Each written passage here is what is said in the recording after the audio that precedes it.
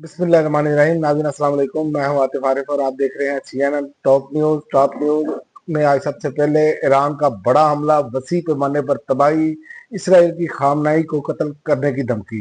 ईरानी मिसाइलों ने वस्ती और जनूबी एशी इसराइल में तबाही मचा दी। इसराइल ने अस्पताल सोरोका अस्पताल के अंदर अपना फौजी अड्डा कायम किया हुआ था, जिसको इंटेलिजेंस मालूमात की बुनियाद पर निशाना बनाया गया और मुतअद्दिद इमारतें तबाह हो गईं।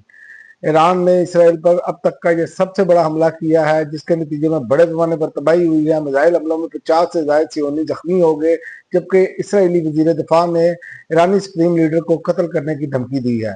पाकिस्तान ने हमेशा अमन को जंग पर फोकियत दी।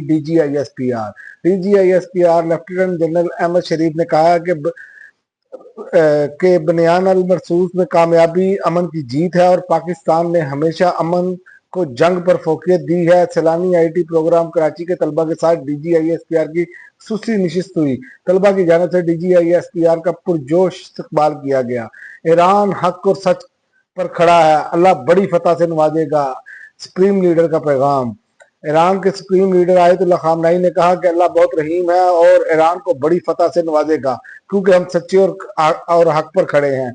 समाजी राब्ते की साइट एक्ट पर अपने एक बयान में खामनाई ने अपनी कौम से मुखातिब करते हुए कहा कि मेरी कौम के लोगों, आप थोड़ा सा भी मायूसी का शिकार हुए तो दुश्मन आपको मजीद डराएगा और आपको नहीं छोड़ेगा। ईरानी हमलों का खौफ, 5,000 इसराइली घर छोड़ गए, हुकूमत ने तस्दीक कर दी। ईरान और इसराइल के दरमियान कशीदगी के बाद अब तक 5,000 से ज्यादा यहूदी अपने घर छोड़कर चले गए हैं। बैन अवी मीडिया की रिपोर्ट के मुताबिक ईरान के खिलाफ जंग शुरू होने के बाद इसराइल में रहने वाले बहुत ज्यादा खौफजदा हैं और अब अपने मुल्क से दीगर ममालिक मुंतकिल होने की कोशिश कर रहे हैं।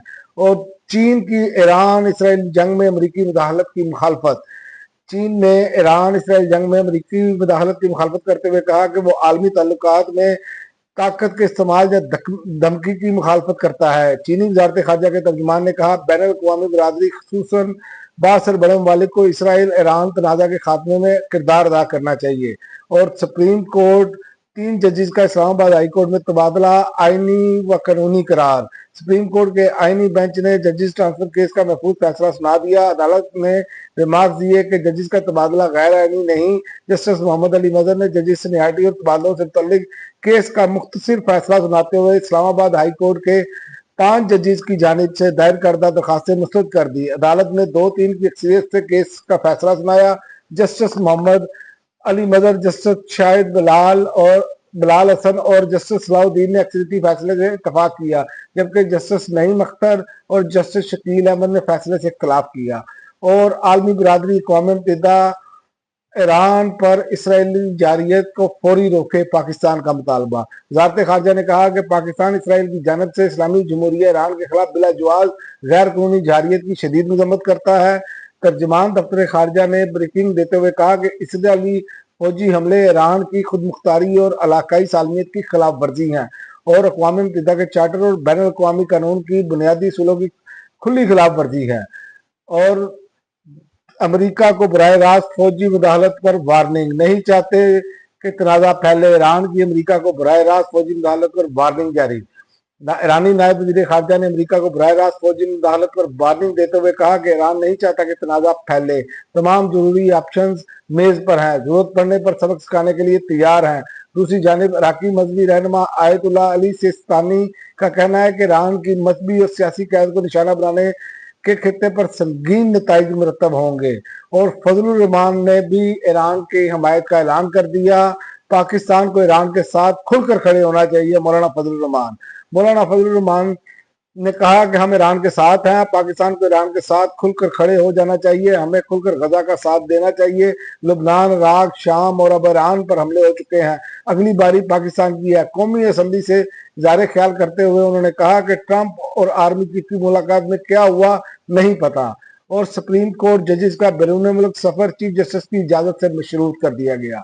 सुप्रीम कोर्ट रजिस्ट्रार ऑफिस की जानिब से जारी करदा जनरल स्टैंड आर्डर के तहत सुप्रीम कोर्ट के जजेस की बैरून मुल्क सफर और छुट्टियों की के लिए ضابطہ کار طے کر دیا گیا، جس کے تحت اب ججز کو بیرون ملک جانے کے لیے چیف جسٹس آف پاکستان سے NOC لینا لازمی ہوگا۔ نئے SOP کے مطابق چیف جسٹس کو اختیار ہوگا وہ کسی بھی جج کی چھٹی منظور یا مسترد کر سکتے ہیں۔ OIC کا ہنگامی اجلاس 21 جون کو طلب، اسرائیلی جارحیت ایجنڈے میں شامل۔ ایران کے خلاف اسرائیلی جارحیت کے بعد اسلامی تعاون تنظیم OIC نے 21 جون کو وزرائے خارجہ کا اہم اجلاس استنبول میں طلب کر لیا۔ اجلاس میں اسرائیلی اقدامات کے خلاف خصوصی سیشن ہوگا جس میں رکنی ممالک اعلیٰ قیادت شرکت کرے گی۔ ترک صدر طیب اردوان ابتدائی سیشن سے خطاب کریں گے۔